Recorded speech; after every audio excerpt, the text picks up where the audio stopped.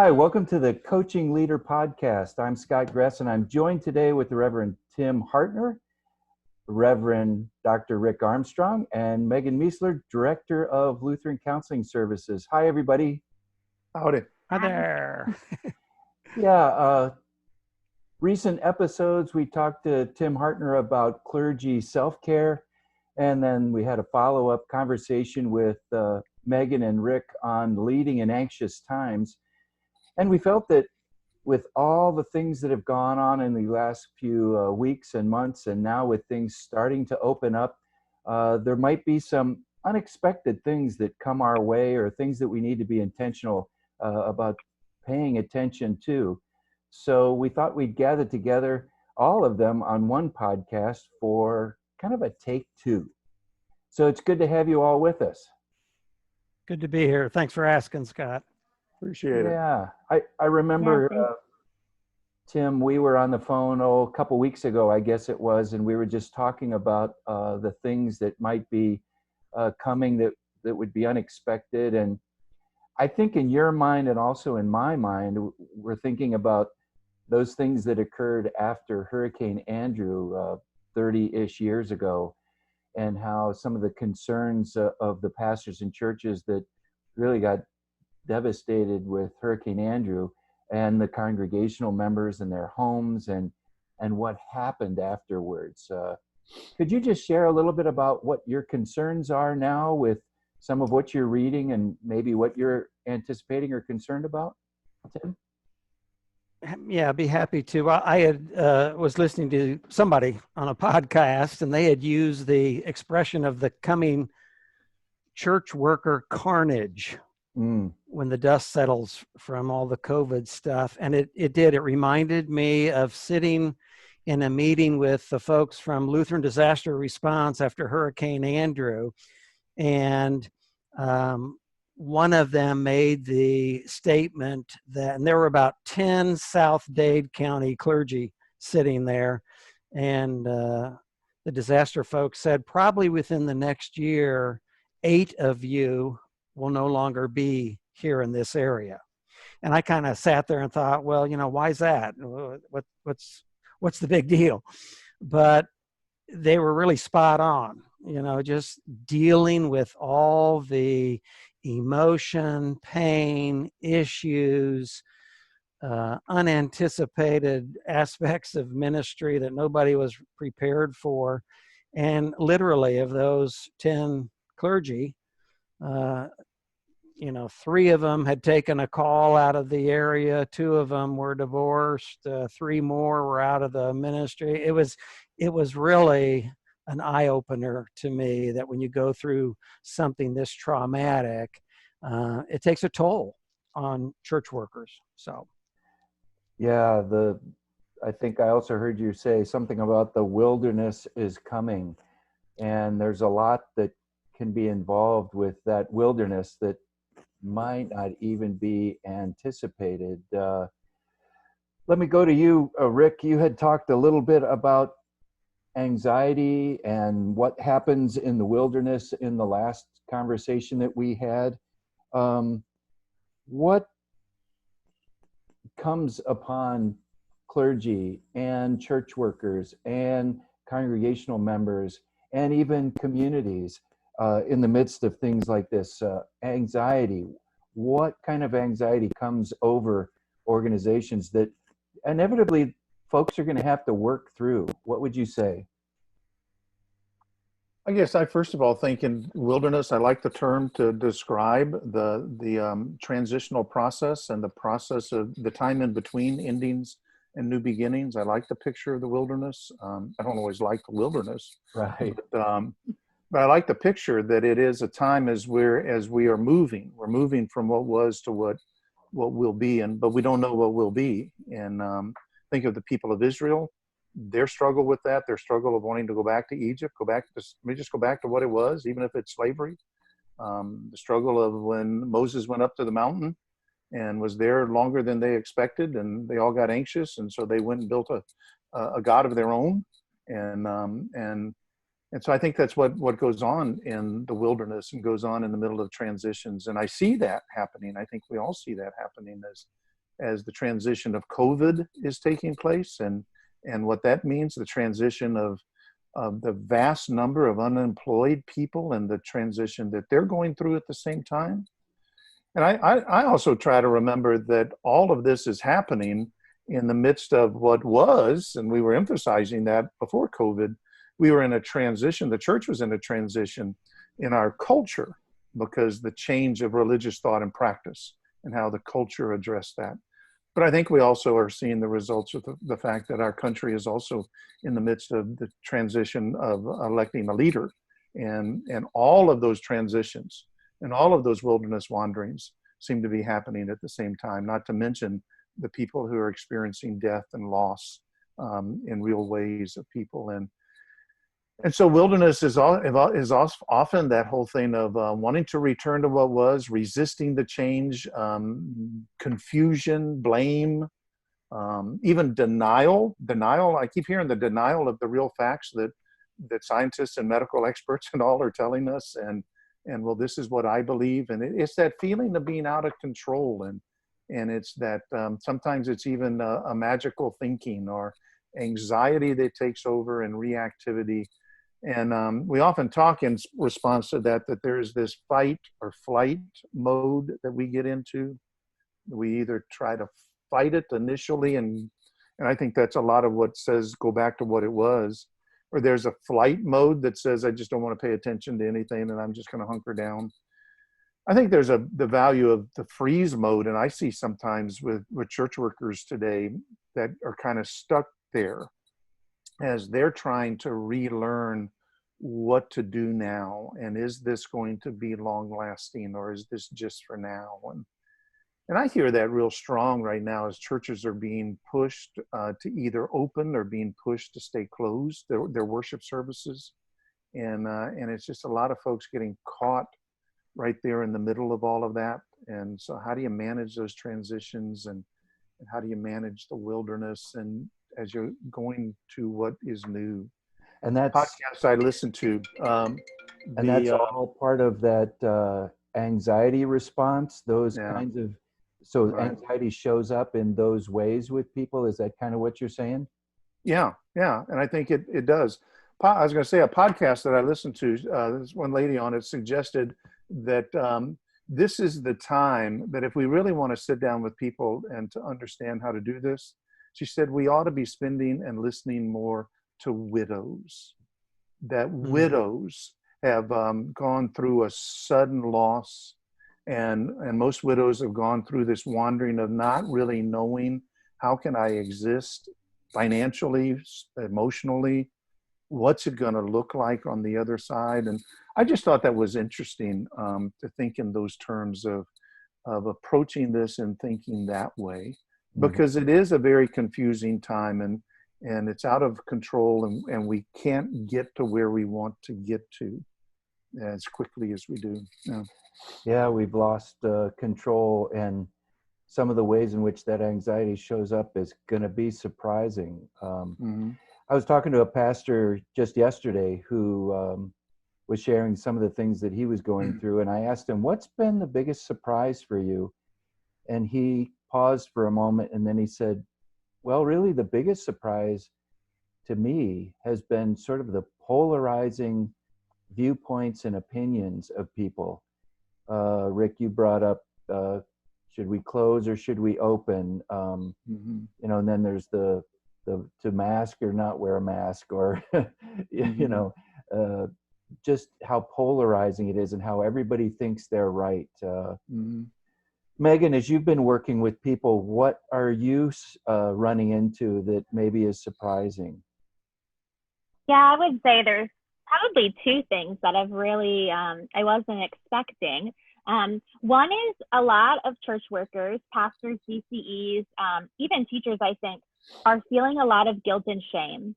Guilt and shame over not having enough to do, not knowing how to spend their time, or guilt and shame that somebody in their ministry is overwhelmed and they're not feeling overwhelmed. And so it's often associated with roles or what they thought they were going to experience or what they see is happening in other people that they're not experiencing. And then as I've been spending time, you know, if we think about our church workers, our DCEs, our pastors, a lot of them, maybe not as many pastors, a lot of them are single. And so a lot of them are quarantining on their own. And I have heard from so many that nobody has touched me in 2 months.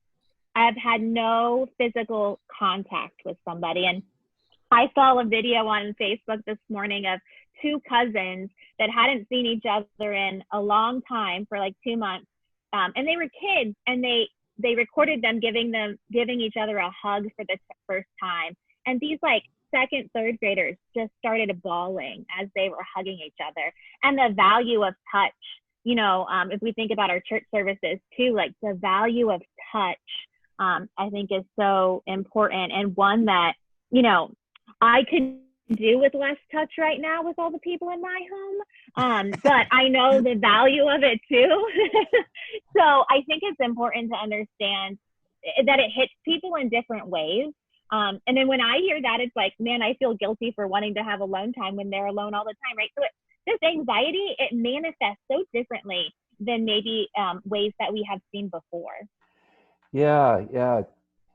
Thinking of things showing up in different ways, appropriate guilt, inappropriate guilt. How do you deal with that? What can we do proactively to manage that or get over it, or what helps? Got some ideas for us? Well, I would say, one, I think Tim shared, like, guilt happens to everybody. Like, we would like to put it in the bad frame, right? But it does motivate us in some way. Shared with some people, I'm a new executive director and I don't have a ton of time, but I've been spending time with some people who help me focus on our mission and our vision. And this is good time. Like, if you have extra time, and Scott, I know you've shared that too, like, this is good time to be coached and working on those pieces of your organization. Because when we come out of this, it's going to be crazy. You're not going to have all this downtime. So let those feelings of guilt and shame, like, acknowledge them, name them. There's so much power in naming them, but then also let it motivate you in some ways.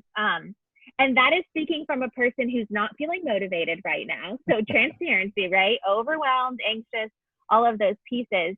But I think you have to normalize it, say it out loud, because we hear it in these private settings in our offices. But if you don't share it with other people, you don't know how widespread it is. Yeah. And more people are feeling that way than you know. Yeah. So if you talk about it, what I'm hearing is that will help you to put it in perspective, but then as you work through it and talk about it, that can shift it to something that's more positive or proactive or helpful. Yeah. Yeah. Mm-hmm. Yeah, I kind of jump in there that Yeah. that I think I like to talk about it, but and what I want to include in that, and talk about it to yourself. I think that now more than any other time in our lives, in the wilderness and the transitions, is the time that I need to be aware of what's going on inside of me. You know, I can get wrapped up in what's going on inside of them, but what's going on inside of me? And if it's the negative talk, I think it's real important for us to balance that. You know, our theology is a balanced theology of law gospel, and we need to balance the negative stuff with the grace and the peace that God has given to us. And that can only come as we spend that time in the Word, as we spend the time in prayer and meditation, discovering, so what am I hearing in me, Lord, and what are you saying to me? To balance that out in that way. And if I'm feeling real good and that I'm doing everything wonderful, I need to hear the other side too. And there's some things I need to work with, but Might be a little but denial. that internal dialogue is just so important. You know? Yeah, and hopefully you're on a first name basis with yourself. Yeah. You forget your name, look at your name tag. Yeah. One of the things that what is normal, just knowing church workers, pastors, DCs, teachers, I think a common vocational malady is we all can become such loners. Mm-hmm. You know, we're We see ourselves isolated on our own. People in the congregation really don't understand what we do. And it's so easy to, your expression, Scott, get on the church worker hamster wheel, just to look busy for people and frustrated by that because, it's not a good use of our time. I like to remind church workers, you have more control over your calendar than 99% of the people in your congregation. And so really coming out of this, kind of, everybody says, I can't wait to get back to normal. Well, what part of normal should you not want to get back to? And what can you do to make some changes in your life that will keep you more healthy, joyful, centered, balanced? I think, the reality is the overwhelming majority of people in church work want to be good servant leaders. Yeah. And one of the frustrations with all this is it's just going to be such new dynamics. And a huge learning curve for everybody, how to do this in that new reality. And I told you three, I was going to put a plug in. Your phones ought to be ringing off the hook, that people not try to do all this alone, and find trusted coaches, counselors, fellow church workers that you trust, where you can really open up and be honest and talk your way through this. Yeah, Rick was talking about being honest with self, and you're talking about working this through with others. You've all touched on that. I think I've also heard you say, Tim, finding a way to be honest with your leaders and church members. What's a good balanced way to not be a whiner on the other hand, but not keep things to yourself so much on the other? Help us out there. What are some ways you can be transparent in a healthy way with your church leaders? Yeah. Well, it's easy for church workers to get on our pity pot and start feeling real sorry for ourselves. And I've said this often, there's nothing more whiny than a bunch of whiny clergy. So to be aware of that internal malady. The flip side of that is there are challenges and pressures that are unique to this vocation.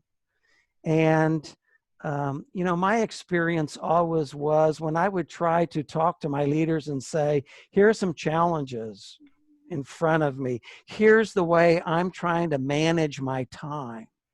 And walk them through that, and talk to them about that. People are overwhelmingly understanding, empathetic, in your corner, your best cheerleaders. And I think for church workers, as you come through this and you're trying to figure out, what does my job look like now? How am I going to do this? And talk to your leaders about that honestly and candidly. They're going to love you through that. Yeah, if you try to do it on your own, they might wonder. But if you just invite them into the process, what a healthy way to engage people and to create whatever that new reality is. Yeah, and let go of the tyranny of having to look busy for for everybody. I think Megan touched on that. The guilt and shame if I'm not busy, if I don't look busy all the time. And that's just, we exhaust ourselves. We got nothing left in the tank, and we're going to need margins, going through all this. Sure. Yeah. Speaking of Megan, there's a lot that happens with folks that's going to come upon people that's so unanticipated, whether it's a loss of job or encountering church members of your church worker who have lost jobs. Maybe you'll lose your job as a church worker. Lack of financial support might result in all kinds of things. what are some ways in which you can approach planning for the future when you don't have a crystal ball and you don't know the future? Well, if I had the answer to that, I might be in a different business. No, I do think there is some, I'm listening to our conversation, and I want to ask you a question, Scott, out of this, because what has been helpful for me as an executive director right now is to keep a mission in mind. LCS wants to be a safe place for people to change their story. And creating a safe place in the middle of COVID, right, looks like some people feel safe with the mask on. Some people don't feel safe with the mask on, and so it's back to that mission of who we want to be. And I think that's the same as individuals. Like, who do I want to be? A long time ago, through some programs, I worked on like my own mission statement, and I want to be a transparent, honest leader that serves other people. So I work on the transparency. It helps that I have this face that shows everything. So, I think it's important as stumbling blocks come along. I've talked to a lot of people who are kind of reworking that self-mission, that self-goal. And like, is this a time to seek out new education? Is this a time to look at what I want to be doing right now? And so my question to you, Scott, is how, in the ways that you coach people, as you're working with people right now, how are you helping them either define their mission or make decisions around their mission and goals for either themselves or their organization? Like, what does that look like with you? Yeah, that's a great question, because so much has been disrupted during this time, hasn't it? Your just your normal routine of getting up and getting dressed and cleaned up and going into the office and, getting your first cup of coffee and saying hello to John and Susie. And then you sit down and maybe you check your email, or you look at your to-do list, or you say a prayer, or, and then you're off to the races for the day. That's just all disrupted. Maybe you're in your PJs until 10 o'clock. I don't know. But then the things that you normally do. I was talking to a pastor the other day who said, our cornerstone ministry was worship. Everything was centered around worship, but now we don't have in-person worship. And so as I coach people, the questions I'm asking are, what's most important? Like you, who are you in Christ? How can you live that out now? What are you going to say yes to with intentionality? What are you going to say no to? What is it okay to not give attention to, because things are so different now? And so there's things that we're becoming gradually periphery. Well, you don't have to invest in those anymore. So what are you going to lean into now as you anticipate ways in which you are going to be doing ministry going forward? So I encourage them to, like you say, put great emphasis and reminder with everybody, because you don't see one another at the coffee pot or in the hallway anymore. So, or at the meeting or in the narthex after church. So sit down at every Zoom meeting or every phone call and just touch on, why are we here, folks? What is it that we're real about? So you get that reminder, but then also because you're not connecting with people and having that personal human touch, checking in. How's your daughter? How's your son? How's your grandma? Making sure you're connecting on that personal level. And then even tossing aside the normal way you do meetings and, got all the reports and stuff, and just pausing and saying, okay, guys, what's most important? What's most urgent? So that during the whole Zoom meeting, you're only talking about things that everybody's going to engage in, rather than parts that when people normally check out. So just to I like that. I like that a lot. Yeah. And what strikes me in that is that in this time where we struggle with all of this that's out of our control, as you do those things that both of you have talked about, that's when you're starting to grab a little more control of who am I in the midst of this? what defines me? What do I want to define me? How am I going to live that out? To where the ambiguity doesn't rule me and the chaos doesn't rule me as much. I'm grabbing control intentionally of those things, and I can make that difference. Yeah. I like that too. Yeah. Mm-hmm. Well, let me just ask everybody as we kind of start to wrap things up, what concluding thoughts would you have? Give everybody a chance to kind of voice their thoughts, encouragements, suggestions before we wrap up. Who'd like to go first? I'll go. I was last Sunday, the epistle lesson from 1 Peter chapter 5, and that chapter is addressed to church leaders, to the elders. And Peter talks about your adversary, the devil, prowls around seeking someone to devour. And it just kind of hit me, wow, that is our day and age. And that ancient enemy of ours is after church workers, maybe like never before in these days. Now, the good news in all that is, and one of the reasons our enemy is so determined is because he's toast. In the death and resurrection of Jesus, he's already been defeated. And I guess I'd remind church workers, live in the trust of the gospel, the grace of the gospel, the victory of the gospel, the good news of the gospel. Let that animate who you are. You guys have probably heard me say this when I was ordained. My father, who ordained me, said, remember two things. One, love people. Two, remember the law never changed anybody. And only the gospel is our lifeline. And we have that lifeline. And so hang on to that, fellow church workers. Love it, trust it, teach it, proclaim it, live it, celebrate it. Beautiful. Beautiful. Thank you, Tim. Who's next? Go ahead, Megan. I can go.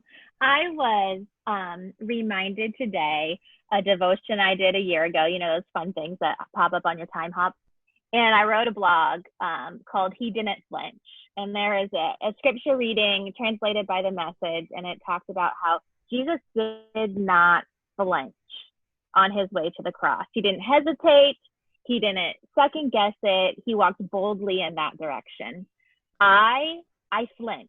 I flinch often. I flinch in different ways. I can't sleep through the night sometimes. I need other people to talk to. I get anxious and feel like I'm going to throw up. Like, I flinch all the time. And God put pieces, people, tools in my life to use when I flinch. Because I'm not God. And use them. Wipe away the guilt from taking anxiety medicines that you need at this moment. Wipe away the guilt from reaching out and calling your therapist. Like, wipe it away. God put it there because he doesn't flinch, but we do. And so that's just sitting on my heart today. I rest assured in a God that didn't flinch on his way to Calvary for me. And so when I flinch, he is there and he'll pick me up, but he'll also place things right in my life that I need. And so I got to take those steps and use them. And so that's my encouragement to church workers. Don't reason yourself out of the tools that God put right in front of you, because he knows that we flinch all the time. Oh, that's awesome. Thank you for that word of encouragement. Beautiful. I needed to hear that. You ought to be a preacher. How about you, Whoa, Rick? whoa, whoa now. How about you, Rick?